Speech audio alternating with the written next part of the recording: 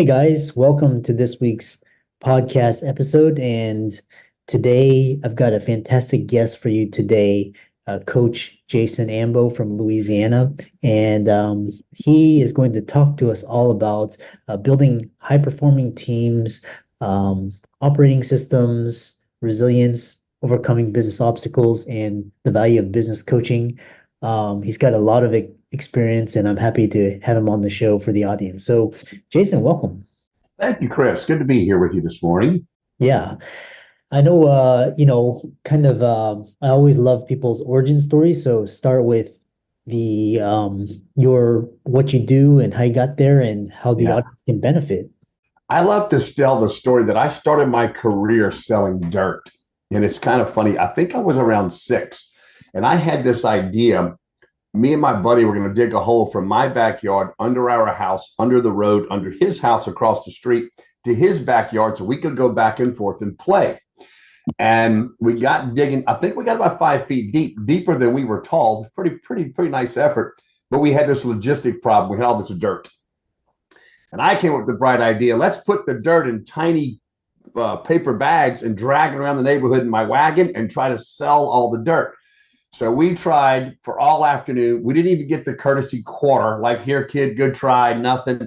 Didn't sell a bag. We had some, I think we had some ideal client problems and some pitch problems, and we had a lot of issues in our business model. But I've been in sales and in business, it seems like, ever since then.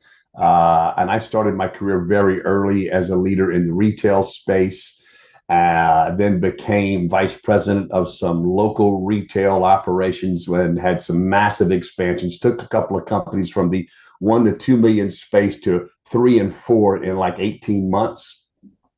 Then I moved into the banking world where I worked in traditional banking, commercial banking, in the mortgage business, where I ran a telebanking division, which was recognized as telebanking division of the, or excuse me, teleoperation unit of the year in 2 different magazines. And then from there, I went into the public sector for a bit. I helped my aunt get elected to the tax assessor, and then she had no business experience, and no one in her office that did. So I managed that for her for a while, but I actually learned more than I ever thought I would learn. In terms of dealing with the smallest mom and pops and the largest BASF, Shell, CF, like these huge corporations as well. I learned some interesting lessons, and then I left there and started my own business in the doing work opportunity tax credits and property tax negotiations for folks before I started coaching some years ago. And through all of that experience, the thing that I learned growing my career in retail, from a stock boy to a regional manager, and then into a vice president, then into being an owner, and all that entire lineage, is that the number one thing that matters more than anything else is people. I still think, I don't care what your business model is. Your business model is the same as everyone else's. It's get work, do work, and get paid. That's it. Every business. And I love everyone I sit down with, Chris, is, oh, well, you gotta understand our business is different. I go, I know. It's not get work, do work, get paid, right? But I find, again, it doesn't matter what your model is, it takes great people to execute. It's just at the heart of everything we do. Yeah, really. And then, so, I love this idea of people because, it's kind of like, is this thing where with technology and automation and AI is now, but you talk about, building A players. So, building high performing teams. What are key characteristics of A player team as well as A players, and how can Yeah. businesses attract them? Yeah. Well, the first thing I would say as a premise, Chris, is that we have a more difficult labor market than ever in America. It's funny because people are like, oh, well, AI is going to take all the jobs, and technology is shrinking. Meanwhile, that's just not the case. You got the baby boomers that are retiring, taking a whole lot of folks out of the market. You've got a whole another couple of generations now that are making money from home. They're not willing to work for others. They're content to make less from their couch than go work for someone else for more money and build a career. So the labor market continues to shrink and shrink and shrink. And I think there's a big movement, certainly in America right now, where you are either going to be a concierge level type of business with high touch and high human presence and high care, or you're going to compete in the price space.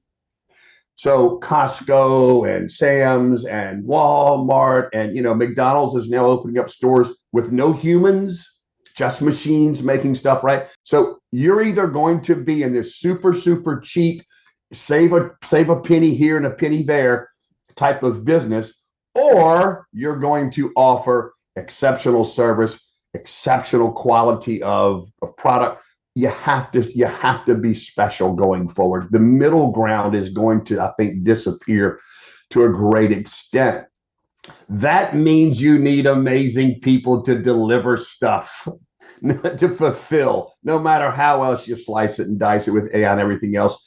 Hell, somebody's got to build those systems, right? So I just think that's the great differentiator going forward. So if you're at scale to compete with Walmart, I don't know. I can't help you. You're not my ideal client, right? My ideal client's between 5 and 100 million, and they want to be special. They want people to come back to see them or choose them because of this concierge level service that they receive, the experience, right? I'm that kind of consumer. I'll pay you $20 not to have to go to Walmart. I'm not going there to save 6 cents on a can of corn. I could care less, right? I want the experience. I like to be greeted at the door. I like that there's a butcher. I want there to be a baker. I want a human to check me out, right? It's like I want a different experience while grocery shopping than Walmart offers. That's what people have to start thinking about in terms of their business. You're going to have to differentiate yourself in the marketplace and prove why you get to charge a premium price, right? And you have to deliver on those brand promises. So what does it take to do that? Well, it takes systems and clarity of brand promise, and ideal client, et cetera, all those things and some differentiating factors, but you've got to have great people to deliver that. And so I would tell you that the A players in your organization, you can put this on a graph, by the way, on X and Y axis really easily. On the Y-axis, you put productivity. You get really, really clear about what are our expectations. What do we hold this individual in this role accountable for, right? Then on the bottom, you put your values, your core values, and your purpose, and the values of your company, and you plot your folks out. It's just that simple. To be an A player, they have to be at 8 or above in both of those categories. If they're 5 and above at both of those categories on your chart, I would call them A potential players. And everybody else has to go. Everybody. B players, people tell me, well, so-and-so's been around forever, and we really love them, and they're just great. I know, but their productivity is at a 4. Right? So their values match you. You love them. They're great, but they're not productive. I know, but they've been around forever. I'm like, well, great. Just open a charity. Stop calling yourself a business and just say, listen, we're a charity. We just want to give money to people, and that's why we exist. And that's fine work. Just be clear. You're not really striving to be an elite level business if you're allowing B and C kind of players on your team, right? So again, you have to get clear to describe what are the attributes of A players. It really depends on your organization, right? And what are the values and what are your brand promises? What are you looking to deliver? What is the experience you're looking to deliver? Because all of that would be very, very different, right? Just think about an accounting firm, right, versus a restaurant. What it takes to be an A player waitress or waiter, right? I need you to have some personality. I need you to have some hustle. I need you to have a big smile and a warm feel for people. I need you to be able to create a customer experience beyond the food and drinks. That's different. I need you to have high emotional intelligence so that you can take crap off of people and not want to put a knife in their throat, right? By accounting folks, on the other hand, I don't need any of that, right? What I need from you is the ability to focus for 2 and 3 and 4 hours nonstop and stare at spreadsheets and be highly accurate, right? And be super detailed oriented. None of those things do I need in my best waitress. None.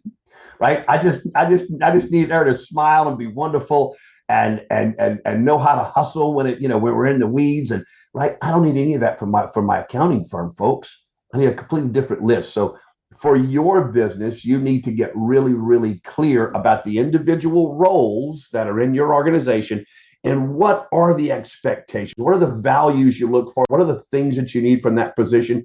And then as a company, and then what productivity wise, what are our expectations? And if you get that clear, you can just grid that out on a 10 by 10 X and Y axis and grade all your people if you're willing to be honest with yourself, right? Because I tell people all the time, you can choose. You can have a team full of Avengers, or you can have a team full of Muppets.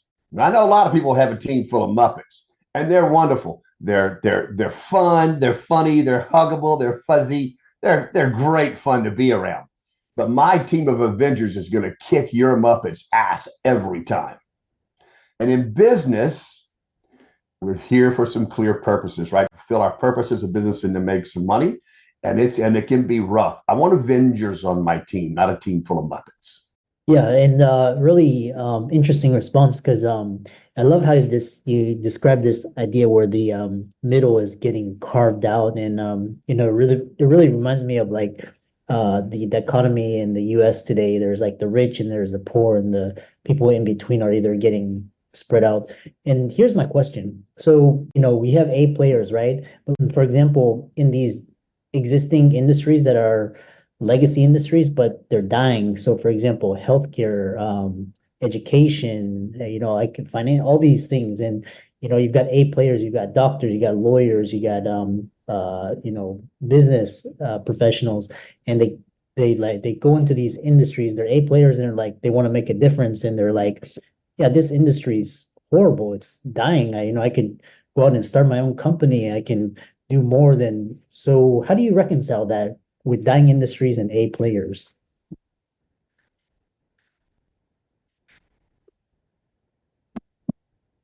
Right? Then everybody else, oh, we've got something going on here. To deliver, to deliver another level experience. Now, again, this is choosing what we tell all of our customers. If you're in the price business, right, the volume price business, I can't work with you, right? I want to work with people who are elite, who are special, who want to deliver a special experience. And because you do that, you get to charge a premium, right? My favorite example of that, Chris, is like the Yeti coolers. The little Yeti cooler that's the average size of your normal Igloo or Coleman. It's $700. You can buy the same size Coleman for $45, right? My first time I saw one, I asked my friend, what the hell are you thinking? He goes, yeah, but this thing will hold ice for like 2 or 3 weeks. I said, that's great. When was the last time you need to keep ice for 2 or 3 weeks? Like, what the hell happened? Right? So they've created perception about their product and it's elite and special. And then they charge, somebody said that, well, we'll charge a lot more like what, like 100? Somebody said, no, like 600. And they thought, you've lost your mind. We can't charge you. Yeah, that'll be the point. It'll be so crazy expensive. People go, wow, it must be awesome. So you've got to get that same thing going inside of your business, right? You have to decide, well, what's special in my niche, right? What can I deliver the experience to be? It's just so amazingly separate, right? So figure out what are the frustrations that people normally feel in your industry. What's complicated and difficult about doing business with you? What's the thing that people bitch and moan and whine about in our industry all the time? And then solve those issues. Yeah. Solve them. I mean, think just in attorneys alone, right? You call an attorney, you talk to someone who sometimes seems rather disinterested to begin with, but then you get on a call with a client. No one understands the structure. No one understands you're getting charged 30% plus fees and this and that, right? And so almost invariably at the end of the experience, they're kind of, really? We won 300,000 and I'm getting 50? They're like, are you shitting me? And it's distasteful. Why? Because the level of service and touch and understanding was never there in the first place, right? So if you build your organization around that idea, what are our differentiators? What separates us in the marketplace? Then let's push those out there to the public. Let's make that our thing. Let's make sure that our brand promises are clear throughout our entire organization, and everyone knows the role they must play to deliver this is the most critical thing we do. And we drive that home to the client constantly, reminding them of why we're so damn special. Wink, wink, why we charge you more, by the way. Right? And then figure it out, because the best brands, again, going back to people, I hear all the time, oh, Chick-fil-A is great. They're awesome. What do you think? They're lucky they get all the good people?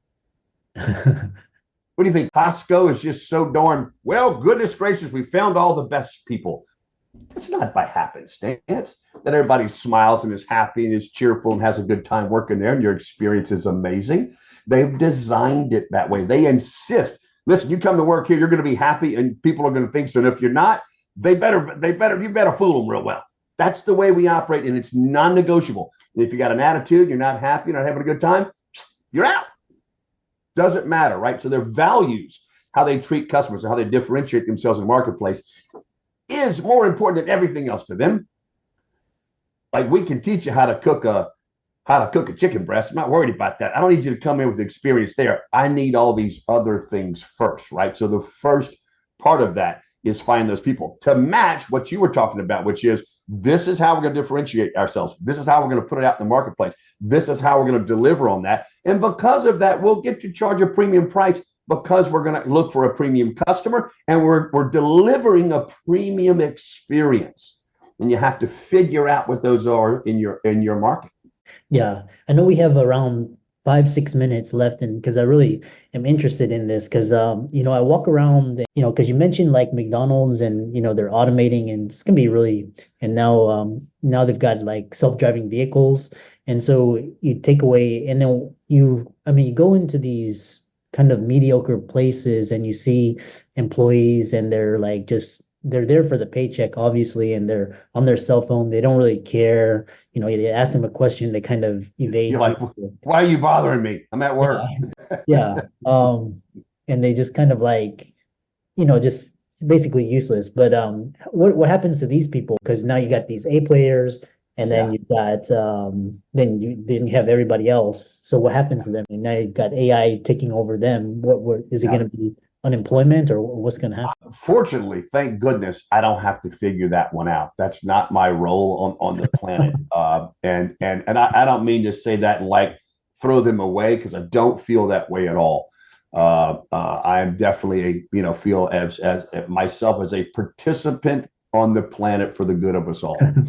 But that being said, right, that's just not my wheelhouse. I will say this, that much like businesses, they're going to be one way or the other, right? There's going to be a place where we have, look, right now, and I don't mean to admonish Walmart so terribly, but the customer experience there sucks.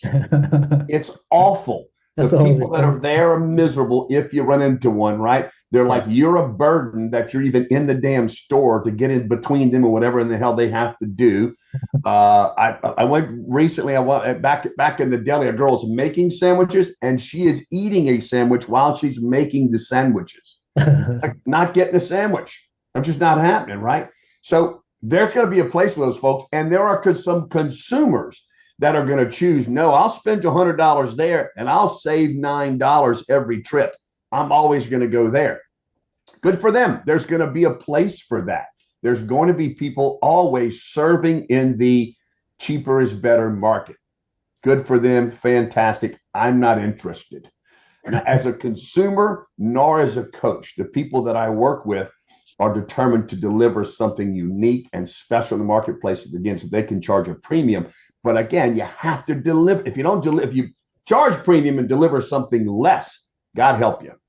I mean, it's just really, really, really bad. You're not gonna last long in that space. So I think your marketing around those ideas, the clarification of what your values are internally, what your brand promises are externally, who really is your ideal client? Where are they hanging out at, so to speak? Where can I find them and reach them? What are the brand messages that are going to resonate with them? Are our systems and processes built to deliver on our promises, right?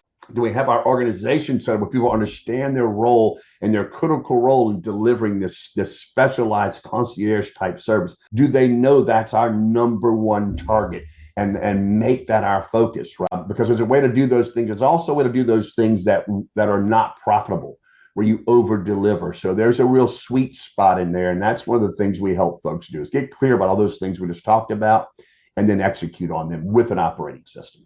Excellent. I love that. I love how you reference Walmart, because that's what I was referring to. But how can people? Everybody knows Walmart because they're the giant. They're everywhere, right? I don't think the Waltons are upset with us this morning, going, "Oh, that podcast, that was it." I don't think they're paying attention to us, Chris. Yeah. How can people reach out to you and follow you, and if they're interested in, improving their organizations and how can they do that? Well, first place is you can find me at exitmomentum.com. That's our website. And I'm all over there in videos, all kinds of things. There's very specific spots you can find. And what we do is we'll set up just a 15 to 20-minute call with folks and just have a conversation. We're very picky about who we work with. We only work with folks that we know we can be successful with, who fit our ideal clients. So we have a lot of conversations, but one of our brand promises is that we deliver value with every interaction, right? So we don't work with a contract. You can fire us at any moment, Chris, when you work with us. As soon as we stop delivering value, you just tell us, right? Doesn't happen very often. Sometimes people sort of graduate, but again, and the reason I say that is if we get on a 15, 20, 30-minute call, you're going to take some value away from that call, something you can actually go execute on. And that's part of our target. That's part of our goal, is that you walk away with something, and then we determine if we should move forward to our 90-minute fit meeting and determine if we're both a fit for each other. I'm not a fit for everybody, Chris. I can be pretty tough and direct. I say what needs to be said, regardless of risk. I tend to use the entire vocabulary, and that bothers some people, but that's who I am. And that's where I'm most effective, when I work with people that are like, yep, that fits us great, right? So you can find us there. You can find me on Facebook, Exit Momentum on Facebook, or Jason Ambeau on Facebook. And I'd love to speak with you. Yeah, I love that. And for all the audience that's saying, Jason, for coming on, and really fantastic conversation, and steering towards the positive, and give his socials a like and follow, reach out to him. And thanks so much for coming on. Thank you, Chris.